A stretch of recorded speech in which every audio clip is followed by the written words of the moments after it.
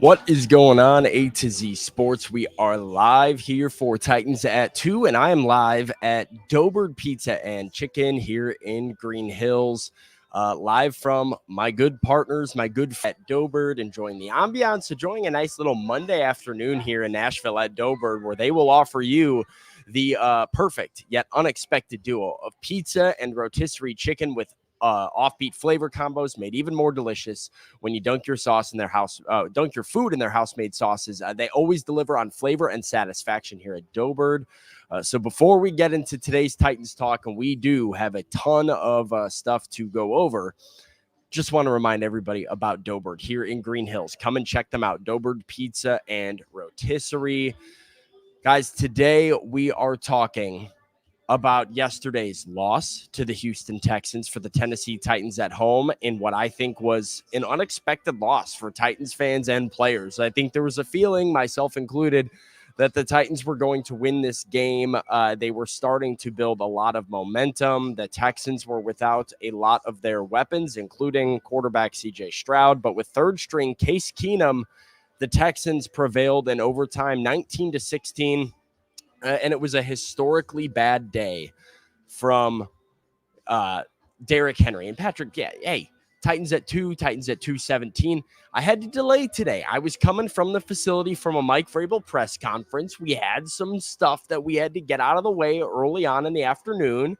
So we're live here at 2:17 here at Doughbird. I appreciate you hanging out regardless of what time it is. I tried to update the YouTube, and I tried to let you guys know.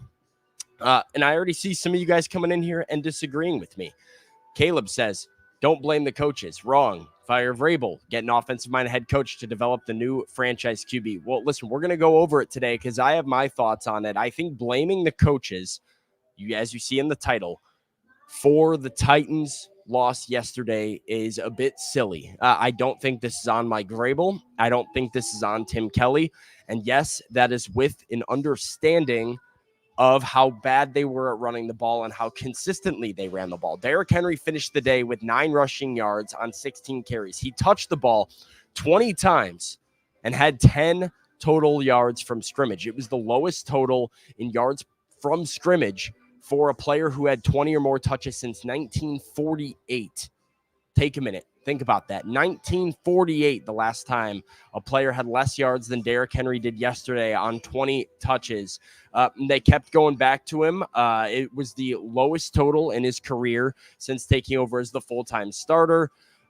15 of Tennessee's 24 first down calls were runs. They produced a total of -2 yards. So I get it. Titans fans are upset. Titans fans are pointing to very quickly, well, hey, why keep running the ball? Why keep running the ball if it's not working? This is, fire Vrabel. This is a bad game plan. Fire Tim Kelly. You got to adapt. There's so many different things that go into that game plan and those decisions to keep running the ball. And I think even Mike Vrabel's explanation of it, elementary at best, but I do think he makes a great point. So this is from Mike Vrabel's press conference earlier today when asked about running the ball, specifically on first down, the benefits of using it to set up play action, specifically from Mike Vrabel. Up front, did it establish anything for you to do in play action? Oh, we hit a strike behind the linebackers, late in the game to Hopkins. So it must have done something. I mean, there was. Was that trade-off worth it? Again, we didn't win the game, and you have to understand that there's some of these play pass protections are also advantageous to allowing the quarterback to move the spot, to change his launch location, and give us an opportunity to protect, but also still run a route that we think is going to be good versus their coverage. But what's the trade-off there in terms of the frequent conversations we had about not being behind the sticks, when out of all of those first downs, you're coming out generally at 2nd and 10 or worse? Well, that was yesterday. We've done well, and again, previous weeks of our average gain on first down, whether that be running or throwing it, try to stay as balanced as possible, and also try to do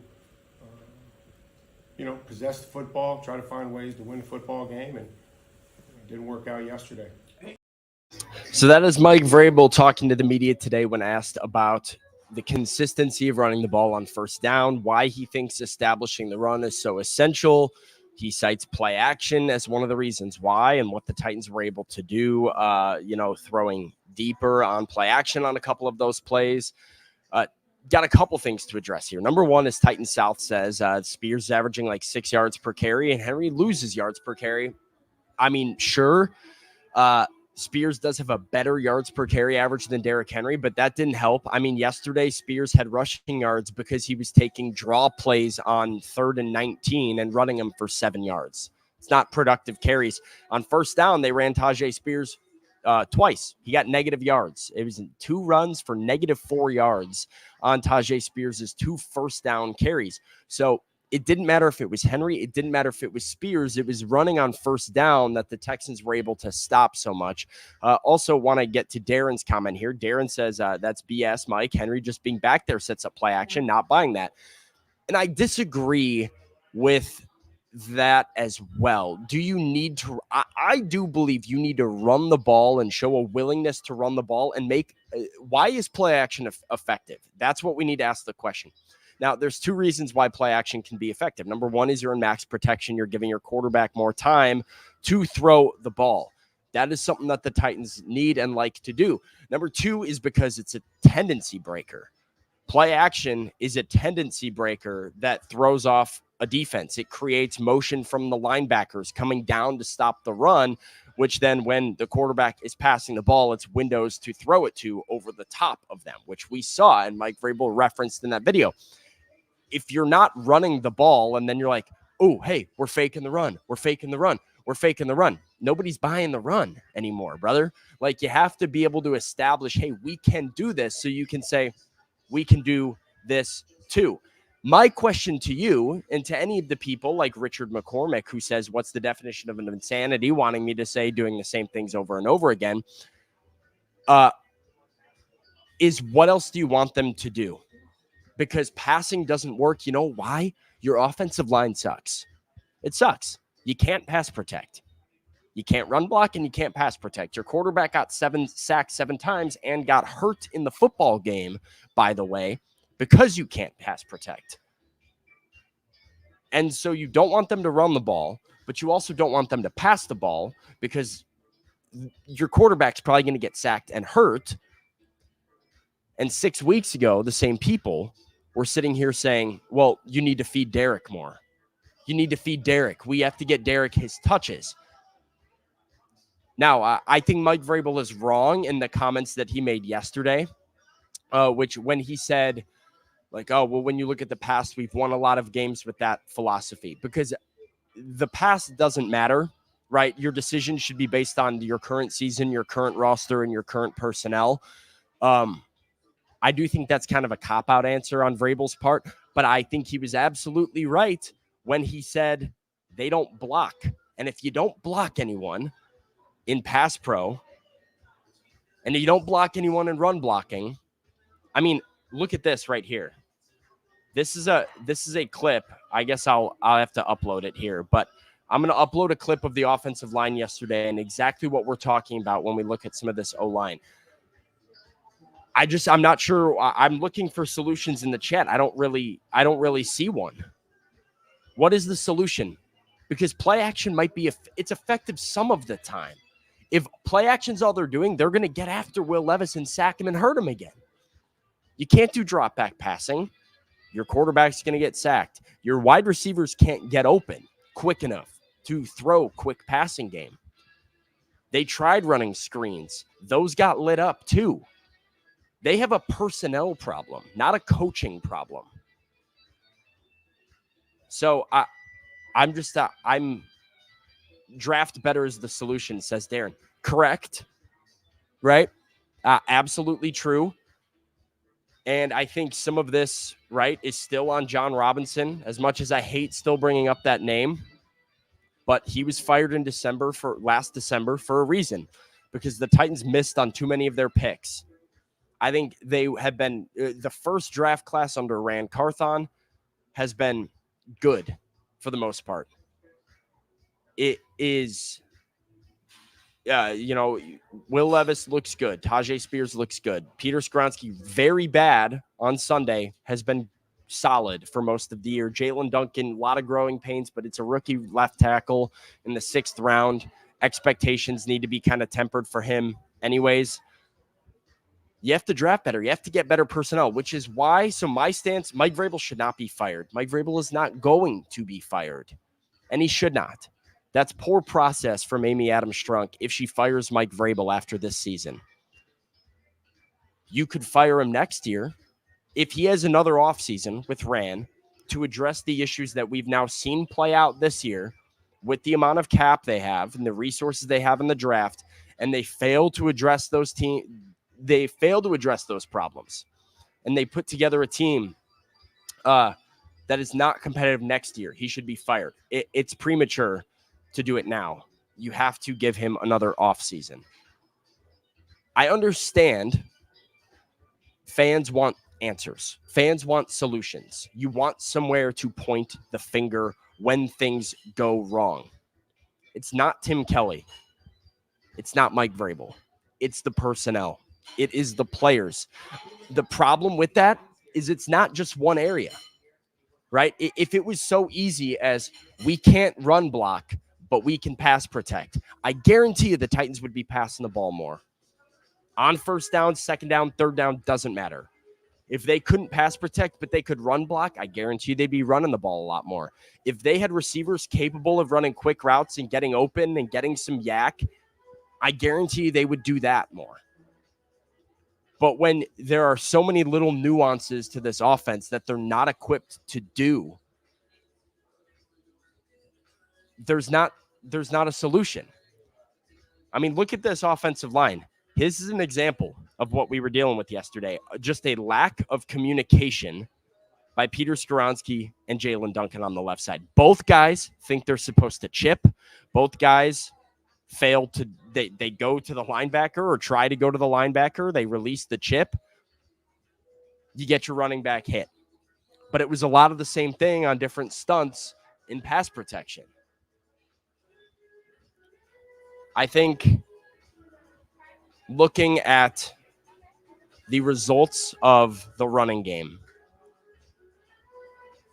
are, they matter, right? Derrick Henry first contacted at or behind the line of scrimmage on 9 of his 16 rushes yesterday. Behind or first contact at the line of scrimmage, 9 of his 16. So it's not a Derrick Henry issue. Average 0.6 yards per rush before contact on Sunday. Never stood a chance.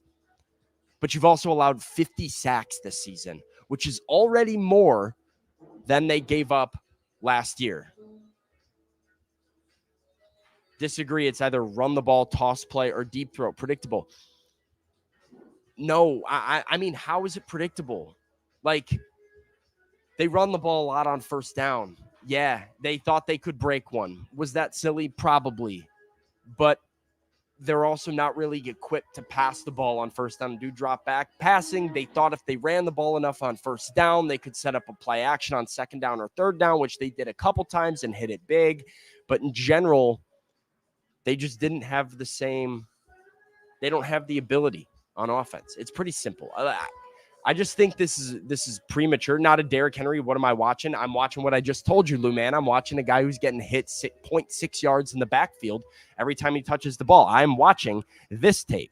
Lou, man, you watch this. You tell me what you're watching. What is Derrick Henry supposed to do right here, Lou, man? You tell me.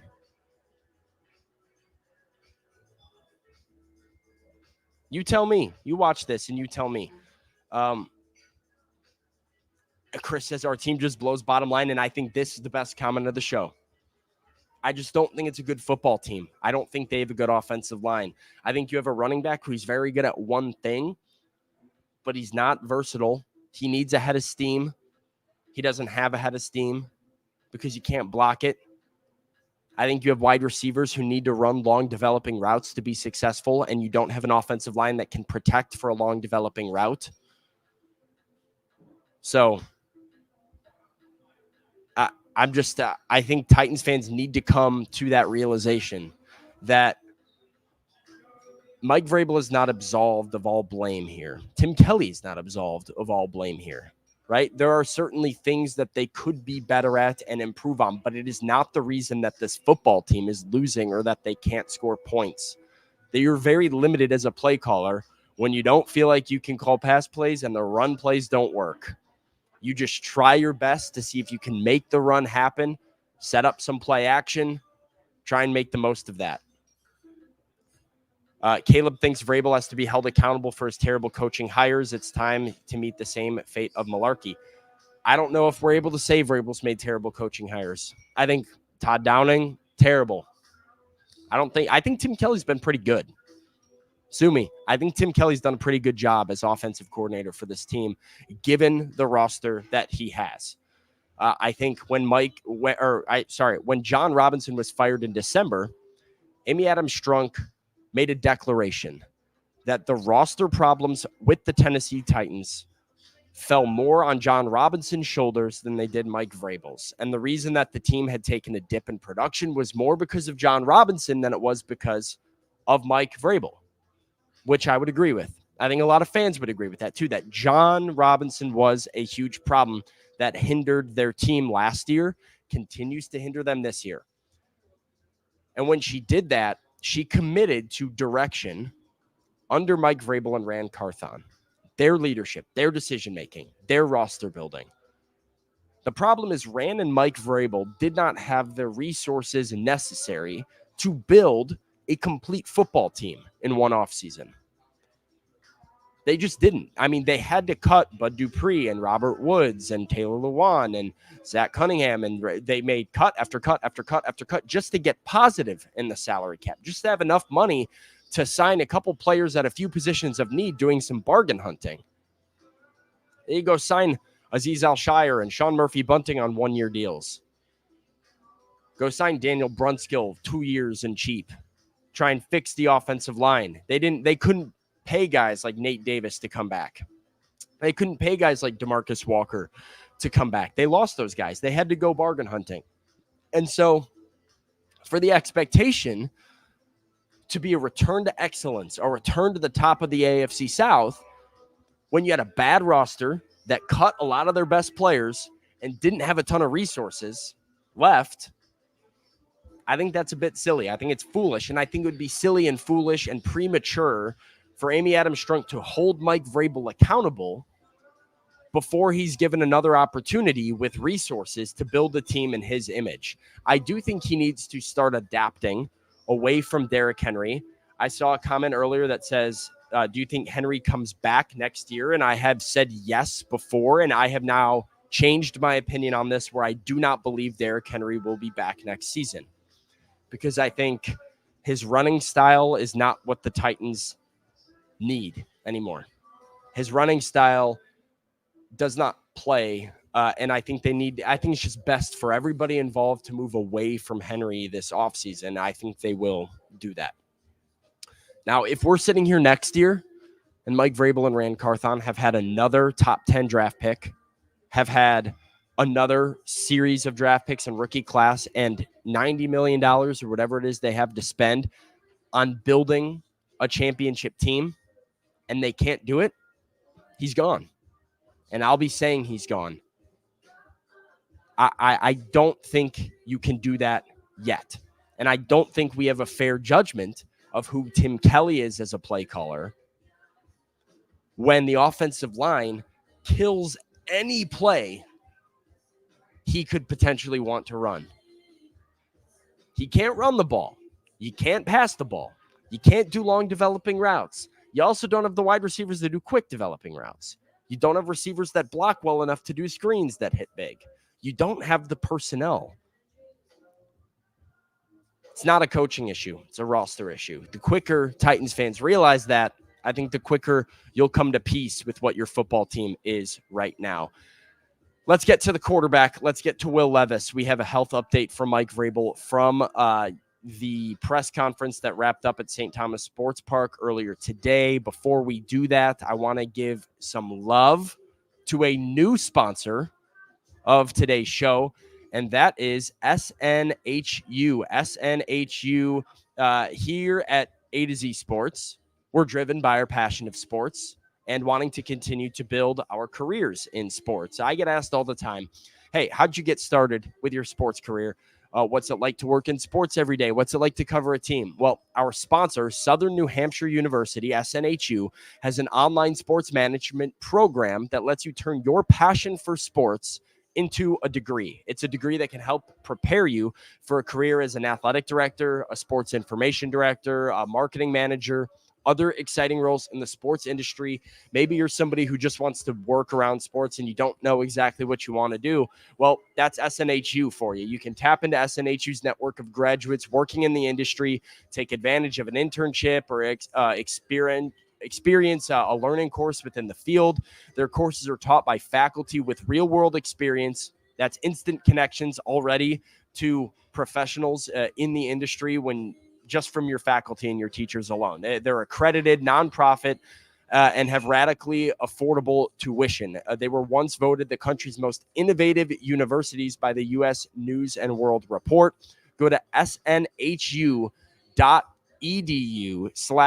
to Z Sports. It's linked in the description at snhu.edu/A to Z Sports. So just, hit the description, go check them out. Sports management program. Click the link in the description, and they also have financial aid or previous college credits. SNHU, a lot of love to them. Go check them out if you want to work in sports. Let's talk about Will Levis. Let's talk about Will Levis's health. Here's the update from Mike Vrabel at St. Thomas Sports Park on the Titans rookie quarterback. Look at results back, and depending on his health, is it do you have to weigh the fact that you're eliminated on whether or not you put him on the Well, I don't think that necessarily weighs into, the factor of the decision right now. I want to make sure that, one, that he can protect himself, that he can do his job up to the expectations that we have, and that he, really the most important thing is that any player can protect themselves out there when, during the game. So it's Monday right now. He's sore, obviously, like a lot of guys, and we'll see, how things go. Ryan, or do you have to consider I don't think, Ryan would, we'll see where we're at based on Will's health, and we'll keep you updated. What is that? So that is Mike Vrabel, an update on Will Levis. You heard from Levis last night as well, saying, hey, I'm all right. It could have been a lot worse. It was a lot scarier in the moment. And so overall positive news initially. One thing not pictured in that video that Mike Vrabel did say was that he called it similar to Ryan Tannehill's ankle last season. Said it was similar. I don't know if that means high ankle sprain or not. If it is a high ankle sprain, that's bad news. That means Will Levis's season is probably over if it's a high ankle sprain and if it's similar to Ryan Tannehill's last year. So I'm not sure if that means similar in nature, being an ankle injury that happened the same way, or similar in severity, being a high ankle sprain. So he has been diagnosed with an ankle sprain, according to Adam Schefter. More MRIs and stuff coming later today. We're going to probably hear pretty soon about what Will Levis's status is. The question becomes, do you put him back there if he's not 100%? Do you put him back behind that offensive line again? Probably not. And you heard Mike Vrabel say, can he defend himself? Can he protect himself? Can he play the position effectively? So some things to consider. I think, I saw a couple Titans fans being like, good, we don't want him back there anyway. I do think it's important for Will Levis's development to get every single game here the rest of the way to continue growing and learning because, there's a comment back here I want to give some love to from Timmy saying, hey, Levis had issues as well yesterday. 14 points on the board potentially on 2 deep balls. One he didn't throw to Treylon Burks when he was wide open up the left sideline, tried to force it into D-Hop through a pick. Another one to D-Hop up the seam. Underthrew it. Probably could have let him a little bit more. Would have been a touchdown had he let him a little bit more. Those are big mistakes by Will Levis. Hey, it's a rookie quarterback. He does get a rookie pass in my mind. Like, he's not always going to be perfect. But those are examples of why him playing the rest of the season and getting an opportunity to grow could be very helpful and very useful for Will Levis. What his status is, maybe later today, tomorrow, we will hear from the Titans. And you heard at the end there, who's the quarterback if Will Levis can't go? Billy Jones says he'd play Tannehill. I want to hear from the chat. You guys let me know. Would you play? You're Mike Vrabel. Will Levis can't play against the Seattle Seahawks at home. Are you playing Ryan Tannehill or Malik Willis at quarterback? Vrabel was non-committal. He kind of started to say something, started to go, yeah, I don't think Ryan, I'm not ready to talk about that. That was what Mike Vrabel said. So he didn't want to give anything up. Brandon's playing Malik. Max says play Willis for the rest of the season. He might show enough to get some trade value. I'd play Willis next week. I think this is supposed to say Willis from Ann. Let's see. We got Ryan Tannehill, Willis. Tannehill will start. Play Willis, Malik, Willis. Tannehill won't be here next year, so you play Willis. I'm not sure Willis is going to be here next year, to be honest with you, Caleb. So I'm not sure. I'm not sure there's a difference. Ryan Tannehill is what, or Ryan Trash Tannehill is what Brandon's saying. So, yeah, I'm getting to the super chat, by the way. I see it. I'm getting to it. We're going to stay on topic and we'll circle back. I think the biggest question for who you play at quarterback is all based on your opinion of Malik Willis and his ability to run your offense and have it function. I think there are guys on this offense who we've already named: Traylon Burks, Jalen Duncan, Peter Skoronski, Tajay Spears. There are people on this offense, Chigakonkwo, who can benefit from playing football games, who still need to progress and grow and improve, and playing games is the only way you can actually effectively do that. If Malik Willis is not able to run your offense in a way that it looks like a semi-competent NFL offense that can move the ball and get first downs or pass the ball, you play Ryan Tannehill. I think you'd rather play Ryan Tannehill knowing that he's going to be gone, give him an opportunity to reestablish his value before hitting the free agent market. And you do that to just give some guys like Traylon Burks opportunities to catch the football. But if you do think Malik is capable of doing those things, want to give him a chance to prove himself, there is more of a long-term value there. And I don't hate the idea of playing Malik Willis if you think he can. But it all depends on what your assessment is. I think I personally would play Ryan Tannehill. I don't believe this offense is productive for anybody involved, including DeAndre Hopkins, who's trying to hit some career milestones here, and keeping him happy is important, and he will be here next year. I don't think it's productive to have a quarterback back there that I don't believe can, stand back and pass and actually succeed. So I would play Ryan Tannehill. I'm interested in seeing what the Titans would do. Going to get to that super chat, and then we'll kind of wrap up here. First, want to give some love again to my partners here at Dober Pizza and Rotisserie. It's almost 3:00, 15 more minutes from now. Doberd's happy hour starts 3 p.m. to 6 p.m. Monday through Friday here at Doberd, with deals starting at $5. Half-price bottles of wine all day on Tuesdays, so that's all day tomorrow. And a Bottle and Bird special that features a bottle of wine, an entire rotisserie chicken, and 2 sides for $40 when you dine in. It's easy to do takeout, too, if you just want to come in, get it to go. It's the go-to spot for to-go food in the neighborhood here in Green Hills, right next to the Shake Shack. If you've seen it, you know where I'm talking about. But easy to park, free parking, in and out with Doberd. Cannot recommend enough, whether it's coming to watch a game at the bar or going on a date night or a family dinner. Doberd's a spot to do it. So Doberd Pizza and Chicken here in Green Hills. A lot of love and appreciation for them. All right, let's go to the super chat. Desanya Daddy says, I love Vrabel, but moving away from the zone blocking scheme has been a disaster for this franchise.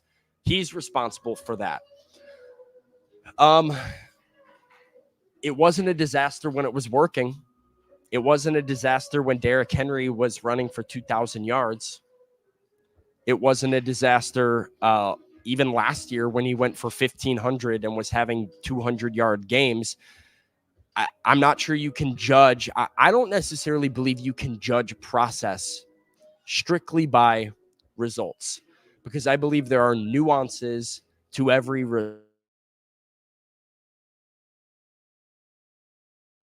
for sports media too to label a process as smart or not smart simply because of the result of it, not necessarily paying attention to the players that are making said process happen. So I hear you. I think Mike Vrabel is on a mildly hot seat. I think he needs to get his act together. I think next season is going to be big for him, and I'm interested in seeing how the rest of this season plays out. But I would encourage every Titans fan to have a little patience and allow Mike Vrabel to build a roster in his own image that fits what he wants to do. Make your judgments then. That's what I'm going to do. And that's what I would encourage all of you to do. A lot more Titans talk coming up later this week. A lot of it coming on A2ZSports.com and on tomorrow's morning show with Austin and Zach. I will be back with Titans at 2 later this week to, I don't know, talk about what Tim Kelly and Shane Bowen have to say for themselves, to listen to what Derrick Henry has to say for himself when he talks to the media later this week. So we're going to go over all this stuff on Titans at 2, as well as the A to Z Sports Morning Show. I'll be on there with Austin Stanley Wednesday morning and Friday morning. Everybody do me a favor, since we still have some good viewership, and leave a like on the show before you head out of here. And I'm going to say one more time to check out SNHU, check out Doughbird, show them some love for making this show happen and for powering it today, and hang in there. Things are going to get better. Brighter days are ahead for the Tennessee Titans. You can take me at my word on that one. Till next time, tighten up. Sam Phelan with Titans at 2. I'll see you guys later.